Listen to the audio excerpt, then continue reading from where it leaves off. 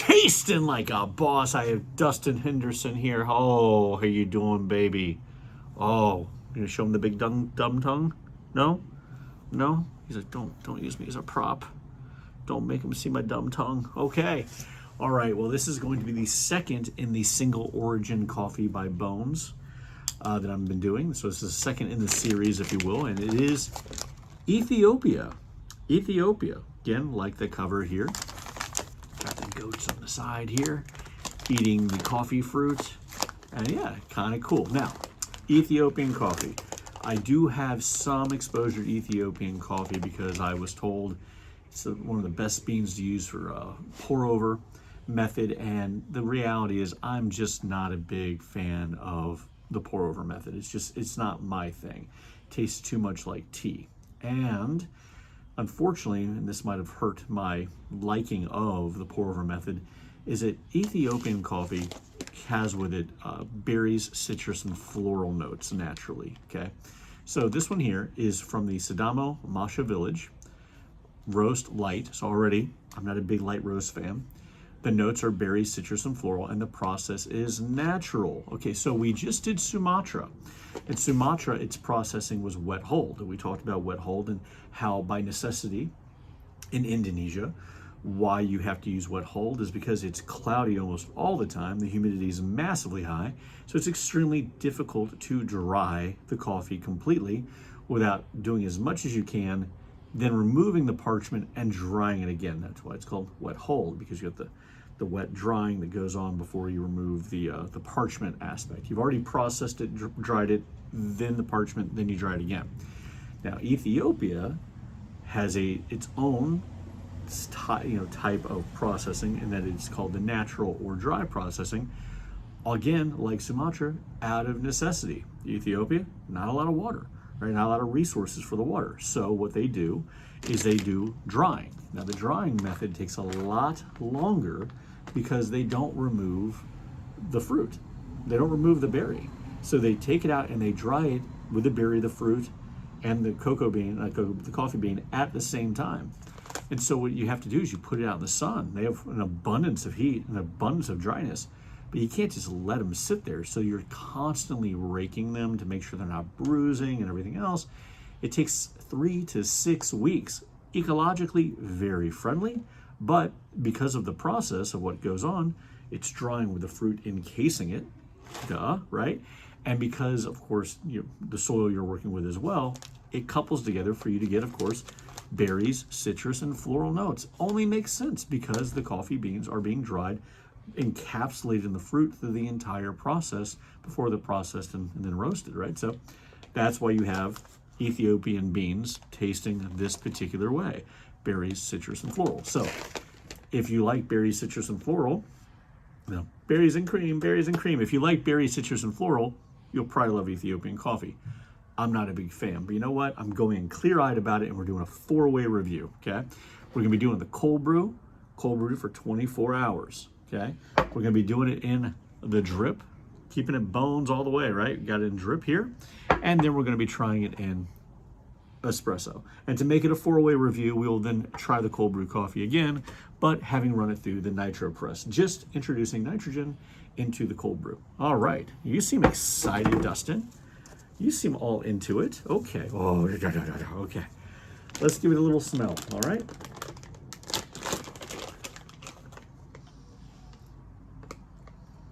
It smells bright, floral, and fruity. I mean, smells as advertised. Still coffee. It smells like coffee. It doesn't smell like anything artificial. Let's get down to the tasting. Here's the cold brew. Again, cold brewed for 24 hours. Let's do this, Dustin. You're about the same color. All right, tasting like a boss.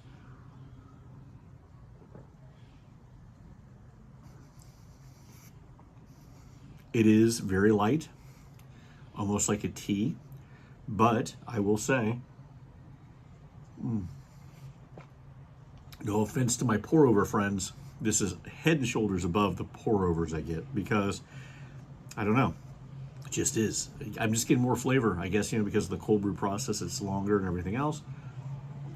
I'm really liking that. Okay, so again, what is that good for? If you like a breakfast blend, You like a nice light roast coffee? That's a very good light roast coffee. All right, let's go to the Bones drip. I think some kid got a little toy, like a cart or something like that. All right, tasting like a boss. See, I'm not going to be a big fan of that. I think for other people, I think that's a really good cup of coffee, but it's just too floral. I mean, it does taste like floral and citrus, and I don't like citrus in my coffee. It's just not my thing, right? But is it bad? Absolutely not. It's still, you can tell, a very good cup of coffee. It's just obviously not my taste. So far I would like the cold brew, because I think the cold brew allows you to have some of the citrus flavor without not hitting you in the face with it. Here, it's just bright. I'm not really into the bright tasting coffee. I'm sorry, it's not my thing. All right, let's move to the espresso.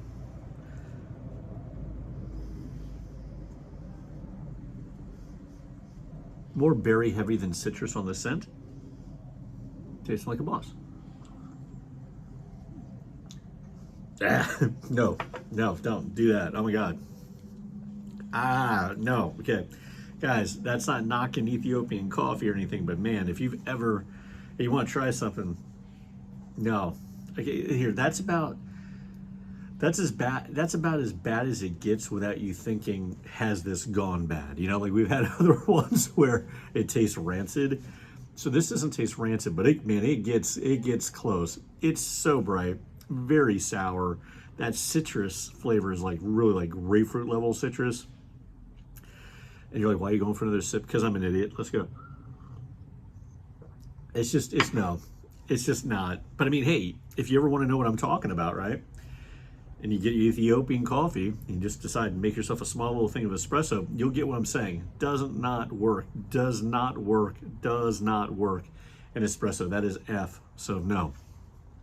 Gross. All right. Let's get back to the cold brew to wash that out. See, okay, now then you go right to the cold brew and you're like, oh my God, this is the most amazing thing I've ever had. Okay, now we're gonna be trying it in the nitro press. You getting interested? All right. Okay. We're gonna be dispensing it into the Bones coffee glass. Oh, look at that.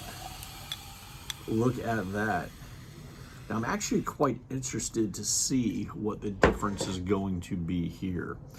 Okay, we already started with something that tastes sort of like a tea coffee, but good. Still bright, but still like it. Now, when we do the the nitro introduction to it, how's it going to change it? I don't know. Let's let that diffuse a little bit. You want to wait about 30 seconds after you do it to sort of let it separate a little bit. All right. Hey, how you doing, huh? Oh, is the tongue out?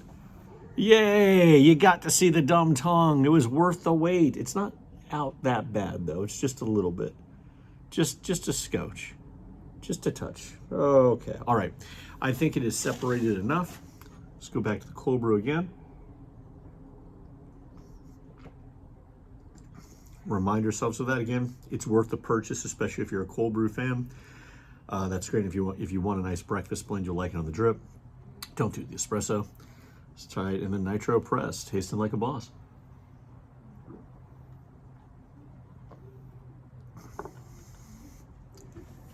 Okay, that's good. Oh wow, I didn't expect that at all. That's significantly different. That's really quite good. Okay, so Ethiopian coffee. Do yourself a favor. If you haven't had Ethiopian coffee and you want to try Bones, you can do that. If you want to get it at some other source, that's great. It's going to be bright no matter what. You know it's going to be bright. Don't do espresso unless you just want to go, what is he talking about? Oh yeah, that's gross. Okay. Drip, you'll get yourself a nice breakfast blend tasting drip. It's just Ethiopian single source beans, and they generate that citrus floral berry taste. On the cold brew, it's gonna be like a light tea, but if you have a nitro press or if you have a nitrogen dispenser of some sort, you're gonna find that the difference is quite nice. What happens here is you get that kind of watery, but Sometimes when coffee is watery, that is like a darker roast, it leaves you flat. Here, you can tell it by design, you know, that's what it's supposed to taste like. There's a wateriness to it, but it doesn't really upset you because it's floral notes, citrus, berries, things like that. When you do this, it kind of pulls the fruitiness forward. So the wateriness, wateriness, whatever. The water aspect, the liquid aspect, the tasteless aspect in the beginning isn't there. It's pulled the fruit flavor forward a little bit, and there's this nice creaminess to it as well. Now, when I say the fruit aspect coming forward, I really do mean more of the berry fruit flavor. The citrus aspect is kind of pushed away, which is nice for me because I think that's the problem. I don't like it when my coffee's too citrusy. So the floral notes, they're there, but they don't taste like cologne, which is what happens with the espresso. But you are getting those berry notes, and it's actually very pleasant. It's like, it tastes like berries and cream. So, so there you go. So, hey, it wasn't a total wreck. I didn't like it as much as Sumatra coffee, but I did indeed like it. So Ethiopia, great. Now we see what we're doing. Now, the next few ones, I think we're kind of getting into a place we know enough about already. This is going to be the big three, right? It's going to be Colombian, it's going to be Guatemalan, and it's going to be Costa Rican. So I'm really looking forward to see what those are going to be like. Well, until next time, hit like, subscribe, share, and alerts. We're going to do another review soon. Oh, yes, look at that dumb tongue. Give them the kisses. Give them the kisses. And until next time, people, keep tasting like a boss. Thanks so much.